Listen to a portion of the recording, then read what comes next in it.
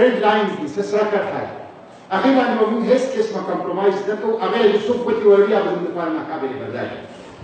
هغه سره کړه چې یو زموږ مدرسې دي د مدرسو خلاف پروپاګاندا ناقابل برداشت ده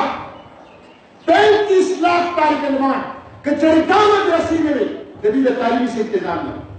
شکر وباسئ چې دا 35 लाख طالب علمان بچي نوې ټول مدرسو سنبال کړی تاسو یې اخلاص کړي حکومت یې اخلاص کړی د هغوی چت د هغوی کتاب د هغوی استاد د هغوی کپړه د هغوی تیزاب د هغوی تعلیمونه دې شریفو په خپله ذمه باندې اخیستي دا خو ډېره لویه خبره ده د پنجاب یونیورسټۍ بجټ دی 9 ارب روپے د کراچي یونیورسټۍ بجټ دی 11 ارب روپے زما د دې مدرسو څومره بجټ دی دا په یو څو لکه کې چې دا استادان او دا شیخ په خپله پیدا کوي په خپله پیدا کوي او بیا په دې خلکو باندې لګوي په یو څو لکه کې ټول کال دا مدرسې دا جوماتونه چلېږي د دې استادانو شیوخو تنخواګانو کولو د شرم بدلېدلی شي 450,000 روپو کې دا قناعت پسند خلک دی قرآن او حدیث ته ځان وقف کړی او د دنیا نه خپل لمن او څادر راغونډه کړې ده دا خپله خینه باندې کار کوي دا د دنیا عیش و عشرت نه سترګې پټې کړې دي د قرآن او سنت حاضرین دي مدرسې آډټ کوي مدرسې اکاونټ پراول